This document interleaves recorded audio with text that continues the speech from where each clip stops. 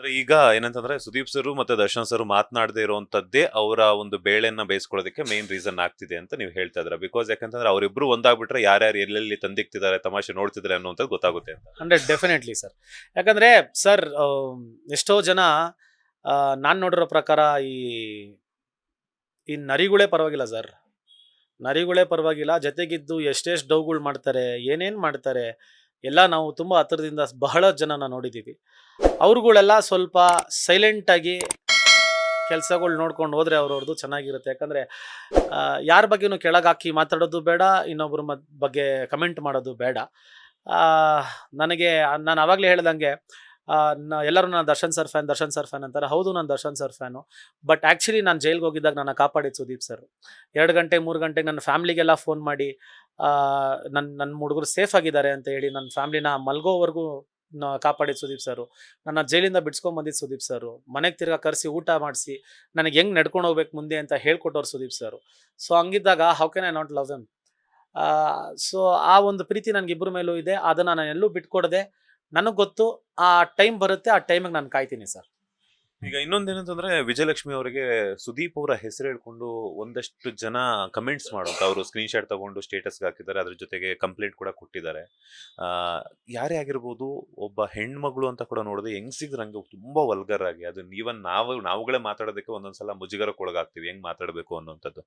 ಈ ದರ್ಶನ್ ಅವರು ಯಾವುದೋ ಒಂದು ಕೇಸಲ್ಲಿ ಇದ್ದಾರೆ. ಬಿಕಾಸ್ ಅದು ಅವರು ಇನ್ನೂ ಫೈನಲ್ ಆಗಿಲ್ಲ, ಅವ್ರು ಏನು ಅಪರಾಧಿನ ಅಥವಾ ಆರೋಪಿನ ಅಂತ ಹೇಳ್ಬಿಟ್ಟು ಸದ್ಯಕ್ಕೆ ಆರೋಪಿ ಸ್ಥಾನದಲ್ಲಿ ಇದ್ದಾರೆ. ಅಪರಾಧಿ ಅಂತ ಇನ್ನೂ ಕನ್ಫರ್ಮ್ ಆಗಿಲ್ಲ. ಅವ್ರು ಇಲ್ಲದೆ ಇದ್ದಾಗ ಈ ತರ ಮಾಡುವಂತದ್ದು ಏನ್ ಹೇಳ್ತಾರೆ, ಇದ್ದಾಗ ಮಾಡುವಂತದ್ದೇ ತಪ್ಪೇನೆ, ಇಲ್ಲದೆ ಇದ್ದಾಗ ಮಾಡುವಂತದ್ದು ಕೂಡ ತಪ್ಪೇನೆ.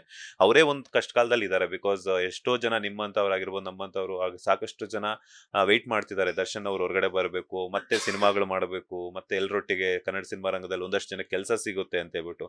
ಸೊ ಕಮೆಂಟ್ಸ್ ಬಗ್ಗೆ ಬ್ಯಾಡ್ ಕಮೆಂಟ್ಸ್ ಹಾಕುವಂತವ್ರು ಒಂದು ಹೆಣ್ಮಗಳಿಗೆ. ಸರ್, ಇದು ನನಗೆ ಗೊತ್ತಿರೋ ಪ್ರಕಾರ ಸುದೀಪ್ ಸರ್ ಫ್ಯಾನ್ಸೇ ಅಲ್ಲ ಸರ್. ಯಾಕಂದರೆ ಸುದೀಪ್ ಸರ್ ಫ್ಯಾನ್ಸು ಯಾವುದೇ ಕಾರಣಕ್ಕೂ ಒಬ್ರಿಗೆ ಹರ್ಟ್ ಮಾಡಿ ಇಲ್ಲ ಕೆಟ್ಟ ರೀತಿ ಮಾತಾಡೋರು ಯಾರೂ ಸುದೀಪ್ ಸರ್ ಫ್ಯಾನೇ ಅಲ್ಲ.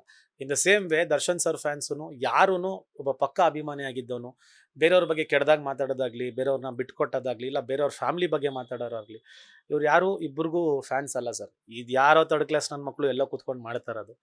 ಅವ್ರಿಗೆ ಹೆಂಗಾದ್ರೂ ಕಂಪ್ಲೇಂಟ್ ಕೊಟ್ಟವ್ರೆ, ಬಂದು ಚಡ್ಡಿ ಬಿಚ್ಚಿ ಹೊಡೆದಾಗ ಲಬ ಲಬ ಅಂತ ಬಡ್ಕೊಂತಾರಲ್ಲ ಬಾಯ, ಅವಾಗ ಇವ್ರಿಗೆಲ್ಲ ಬುದ್ಧಿ ಬರುತ್ತೆ. ನಾನು ರೀಸೆಂಟಾಗಿ ಅದೊಂದು ನಂದು ಯಾವುದೋ ಒಂದು ಆಗಿದ್ದಾಗ ನಾನು ಕಮಿಷನರ್ ಆಫೀಸ್ಗೆ ಹೋಗಿ ಕಂಪ್ಲೇಂಟ್ ಕೊಟ್ಟಿದ್ದುಂಟು. ಅವ್ರಿಗೆ ಕೊಟ್ಟವ್ರೆ ಸರಿಯಾಗಿ ಕೆಲಸ. ಅದಾದಮೇಲೆ ನನಗೆ ಯಾರೋ ಆ ಥರ ಮಾಡೋದೇ ನೆನೆಸ್ಬಿಟ್ರು. ಇವ್ರಿಗೆಲ್ಲ ಇದೆ ಸರ್, ಒಂದು ತಕ್ಕ ಪಾಠ ಕಲಿಸ್ಬೇಕು ಅಂದರೆ ಹೋಗ್ರಿ ಕಮಿಷನರ್ ಆಫೀಸ್ಗೆ, ಕಂಪ್ಲೇಂಟ್ಗಳು ಕೊಡ್ರಿ, ಆಚೆ ಬರ್ರಿ. ಈ ನನ್ನ ಮಕ್ಕಳಿಗೆಲ್ಲ ಬುದ್ಧಿ ಕಲಿಸ್ಲೇಬೇಕು ಸರ್, ಇಲ್ಲಾಂದರೆ ಇದು ಹಿಂಗೆ ಫಾರ್ವರ್ಡ್ ಆಗ್ತಾ ಹೋಗುತ್ತೆ. ಈ ನಾಯಿಗಳಿಗೆ ತಾಕತ್ತಿರಲ್ಲ ಸರ್ ಮುಂದೆ ಬಂದು ಮಾತಾಡೋಕ್ಕೆ. ಎಲ್ಲೋ ಕೂತ್ಕೊಂಡಿರ್ತವೆ, ಯಾವುದೋ ಒಂದು ಊರಲ್ಲಿ ಕೂತ್ಕೊಂಡು ಒಂದು 10 ರೂಪಾಯಿ 20 ರೂಪಾಯಿಗೆ ಫ್ರೀ ನೆಟ್ ಸಿಕ್ಬಿಡುತ್ತೆ. ಇವಾಗ ಕೂತ್ಕೊಂಡು ನೀಟಾಗಿ ಮೆಸೇಜ್ ಮಾಡೋದು, ಬೇರೆಯವ್ರು ಏನು ಮಾಡ್ತಾರೆ ಅಂತ ನೋಡೋದು, ಬೇರೆಯವ್ರಿಗೆ ಕಮೆಂಟ್ ಹಾಕೋದು, ಆ ಹುಡುಗಿರ್ಗೆ ಅಸಹ್ಯಕ್ಕೆ ಮಾತಾಡೋದು, ಇದೇ ಮಾಡೋದು ಇವೆಲ್ಲ. ಈ ನನ್ನ ಮಕ್ಕಳೆಲ್ಲ ಗಂಡಸರೆಲ್ಲ ಅವ್ರ ಬಗ್ಗೆ ಏನು ಮಾತಾಡ್ತೀರಾ ಸರ್? ಈಗ ರೀಸೆಂಟ್ ಆಗಿ ನಿಮ್ಗೆ ಏನಾದ್ರು ಆತರ ಏನಾದ್ರು ಅನುಭವ ಆಗಿದೆ? ಬಿಕಾಸ್ ಅದೆಲ್ಲ ಕಂಪ್ಲೇಂಟ್ ಎಲ್ಲ ಕೊಟ್ಟಾದ್ಮೇಲೆ ಮತ್ತೆ ಯಾವುದೇ ರೀತಿಯಂತಹ ಅನುಭವ ಆಗಿರಲ್ಲ ಅಂತ ಅನ್ಕೊಳ್ಳಿ. ನನಗಾಗಿಲ್ಲ ಸರ್. ಅಕಸ್ಮಾತ್ ನನಗಾದ್ರೂ ನಾನು ಡೈರೆಕ್ಟಾಗಿ ಅವ್ರಿಗೆ ಮೆಸೇಜ್ ಮಾಡಿದ್ದೀನಿ. ಮಾಡಿದ ತಕ್ಷಣ ಅಣ್ಣ ಸಾರಿ ಅಣ್ಣ ಅಂತಾರೆ. ಯಾಕೋ ಏನ್ಕೋ ಹಿಂಗೆ ಮೆಸೇಜ್ ಮಾಡಿದ್ರೆ ಅಣ್ಣ ಸಾರಿ ಅಣ್ಣ ಗೊತ್ತಿಲ್ಲ ಮಾಡಿದೆ ಅಣ್ಣ ತಪ್ಪಾಯ್ತು ಅಣ್ಣ.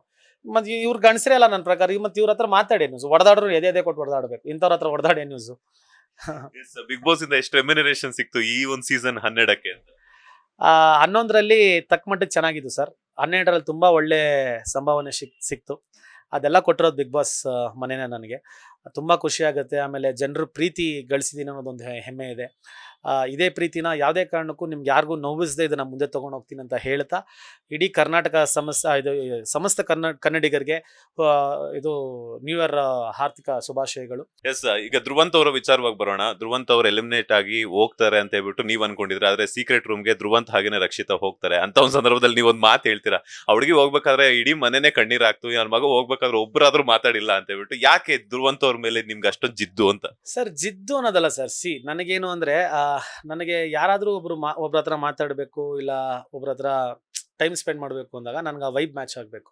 ಆಮೇಲೆ ಆರ ಇರಬೇಕು. ಇವಾಗ ಯಾರೇ ಆಗಿರಲಿ, ಒಂದು ಹುಡುಗರು ಮಾತಾಡಿದಾಗ ಒಂದು ತೂಕ ಇರಬೇಕು, ಇಲ್ಲ ಮಾತಾಡಬೇಕು ಅನ್ನಿಸ್ತು.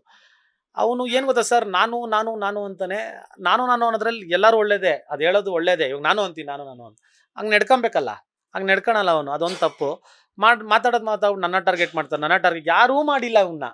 ಅವನು ಆಚೆ ಹೋಗೋಗಿ ಒಬ್ರು ಮಾತಾಡಿಲ್ಲ. ಆಮೇಲೆ ಹೋದ್ಮೇಲೆ ತಲೆನೂ ಕೆಡಿಸ್ಕೊಂಡಿಲ್ಲ ಅವನ ಬಗ್ಗೆ, ಹೋಗವನೇ ಅಂತ. ಹಂಗಿದ್ದಾಗ ಅವ್ನು ಯಾಕೆ ಅವ್ನಿಗೆ ಹಂಗೆ ಆಡ್ತಾನೆ ಅನ್ನೋದೇ ಒಂದು ಹೆಟೆಡ್ನೆಸ್ ಇತ್ತು. ಆಮೇಲೆ ಆಚೆನೂ ನನಗೊಂದು ಪರಿಚಯ, ಆಚೆನೂ ಹಂಗೆ ಅವನು ನಾನು ಅಂತ ಹೋಗಾತ ಸೆಡಿ ಅಂತ ಅಲ್ಲೇನ ಅವನ್ನ ಮಾತಾಡಿಸ್ತಾ ಇರಲಿಲ್ಲ. ಇನ್ನು ಒಳಗೆ ಮಾತಾಡಿಸ್ತಾ ಇರೋದಕ್ಕೆ ಅವ್ನು ಪರ್ಸನಲಿ ತೊಗೊಂಡಿದ್ದ. I don't mind about it. Boss ಜೊತೆ ಜಗಳ ಆಡಿದ್ರೆ ಚೈತ್ರ ಅವ್ರ ಜೊತೆ? ಅದು ಸ್ವಲ್ಪ ತೀರಾ ಪರ್ಸನಲ್ ಆಗಿ ಹೋಯ್ತು ಸರ್. ಯಾಕಂದರೆ ಅವಳು ಫ್ಯಾಮಿಲಿ ಬಗ್ಗೆ ಮಾತಾಡಿದ್ದೆಲ್ಲೋ ತಪ್ಪಾಯಿತು. ಆ ಒಂದು ನೋವು ನನಗಿದೆ. ಅದು ಮಾತಾಡಬಾರ್ದಾಗಿತ್ತು. ಆಮೇಲೆ ನಾನು ಒಂದು ಕೌಂಟ್ರ್ ಕೊಟ್ಬಿಡ್ತೀನಿ, ಅದು ಅವಳಿಗೆ ತೀರಾ ಬೇಜಾರಾಗುತ್ತೆ. ಯಾಕಂದರೆ ಇವಾಗ ಯಾರಾದರೂ ಒಬ್ರು ಮಾತಾಡಿದ್ರೆ ನಾವು ವಾಪಸ್ ಮಾತಾಡಿದೆ ಅಂತೂ ಇರೋಕ್ಕಾಗಲ್ಲ. ಮಾತಾಡೋಕ್ಕಿಂತ ಮುಂಚೆ ಯೋಚನೆ ಮಾಡಿ ಮಾತಾಡಬೇಕಾಯ್ತು. ಮಾತಾಡಿದ ಮೇಲೆ ನಾನು ಹೆಂಗೆ ಮಾತಾಡೋದ್ನೋ ಅದನ್ನು ತಲೆ ಕೆಡಿಸ್ಕೊಂಡಿದ್ದು ನನ್ನ ತಪ್ಪಲ್ಲ. ಸೊ ಒಳ್ಳೇದಾಗಲಿ, ಅವಳಿಗೆ ಚೆನ್ನಾಗಿರಲಿ ಅಂತ ಕೇಳ್ಕೊತೀನಿ ಅಷ್ಟೇ. ನಿಮ್ಮ ಪ್ರಕಾರ ಬಿಗ್ ಬಾಸ್ ಅಲ್ಲಿ ಯಾರು ತುಂಬಾ ಸ್ಟ್ರಾಂಗ್, ಯಾರು ತುಂಬಾ ಡಮ್ಮಿ? ಸ್ಟ್ರಾಂಗ್ ಅನ್ನೋದು ಗಿಲಿನ ಜನ ಸ್ಟ್ರಾಂಗ್ ಮಾಡಿದ್ರು. Raghu sir strong, Rakshita mentally strong, Dhanu strong but ಇನ್ನು ಆಚೆ ಬಂದಿಲ್ಲ, ಕಾವ್ಯ ಮೆಂಟಲಿ ಫಿಸಿಕಲಿ ಎರಡೂ ಸ್ಟ್ರಾಂಗು. ಇನ್ನು ಮಿಕ್ದವರೆಲ್ಲ ಡಮ್ಮಿನೇ ಸರ್.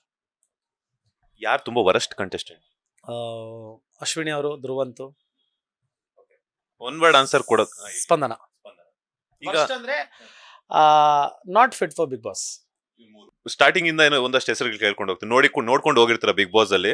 ಸೊ ಹೊರಗಡೆ ಬಂದಿರುವಂತಹ ಕಂಟೆಸ್ಟೆಂಟ್ ಗಳ ಹೆಸರನ್ನು ಕೂಡ ಆಡ್ ಮಾಡ್ಕೊಂತೀನಿ. ಕರಿಬಸಪ್ಪ ಅವರು ಇನ್ನೋಸೆಂಟ್ ಸರ್. ಅಂದರೆ ಒಂದು ಟೈಮಲ್ಲಿ ಸಿಕ್ಕಾಪಟ್ಟೆ ಒಳ್ಳೆ ಹೆಸರು ಮಾಡಿದಂಥವ್ರು, ಒಳ್ಳೆ ಬಾಡಿ ಬಿಲ್ಡ್ರು, ಅವರು ಕ್ಷೇತ್ರದಲ್ಲಿ ತುಂಬಾ ಒಳ್ಳೆ ಹೆಸರು ಸಂಪಾದನೆ ಮಾಡಿದ್ದವರು. ಬಟ್ ಇತ್ತೀಚೆಗೆ ಪಾಪ ಯಾಕೆ ಹಂಗೆ ಅನ್ನೋದು ಒಂದು ಕ್ವಶನ್ ಮಾರ್ಕು. ಸ್ವಲ್ಪ ಯೋಚನೆ ಮಾಡಿ ಮಾತಾಡಿದ್ರೆ ಒಳ್ಳೇದಾಗುತ್ತೆ. But I feel purely is innocent ಅಂತ. RJ ಅಮಿತ್ ಅವ್ರ ಬಗ್ಗೆ ಅಷ್ಟು ಗೊತ್ತಿಲ್ಲ sir. I think commenting is not good. Doc Satish ಅವರು ಯಾರು ಸರ್ ಅವರು?